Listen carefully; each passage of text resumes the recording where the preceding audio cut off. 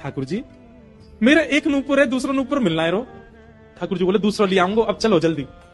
अरे ना है, वो सामान्य नहीं है, इंद्र ने समर्पित कियो।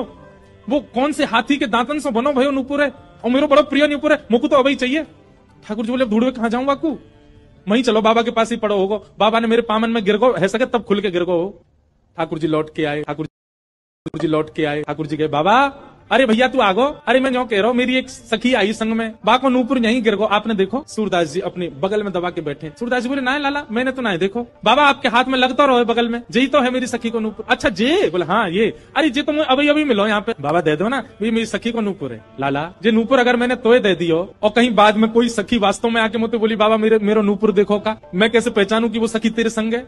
मेरे पास आंख तो है ना, मुझे दिख तो रोना है। तो बाबा हम कहते रहे कि नूपुर हमारा, बोले कहवे ते का होवे, एक नूपुर मेरे पास है तो निश्चित है दूसरा तुम्हारे पास ही होगा। दूसरे नूपुर की पहचान करा तो पहले दे दूंगा।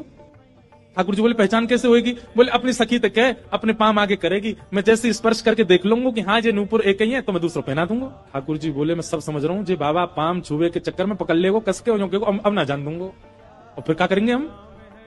श्री जी बोली कोई बात ना, मैंने अरे नहीं श्री जी आप पीछे रहो, मैं दूसरा दबाई दूंगा, नाम हो तो वही चाहिए जो सूरदास के हाथ में। श्री जी आगे बढ़ गए, लो बाबा नूपुर देख लो। सूरदास जी ने जैसे स्पर्श किया समझ गए, अरे हाँ भैया ये तो वही नूपुर है, लो मैं पहना दूं। दूसरे पाम में सूरदास जी ने पहनायो और पहनाते ही महाराज अंक में भर लिए श्री जी के चरण। बोले अब ना जान दूंगो, मैं जान गया हूँ जो साक्षात वृषभानु दुलारी है, और लाला तू जो मुख को निकाल के गयो मैं सब जान गया हूँ, तू नंद जी को लाला है। जीवन निकर गो गाते गाते तुम दोनों के यश को आज पहली बार पकड़ में आयो, अब नहीं जान दूंगो। ठाकुर जी ने खूब खेची पर श्री जी नहीं छोड़ी सूरदास जी ने।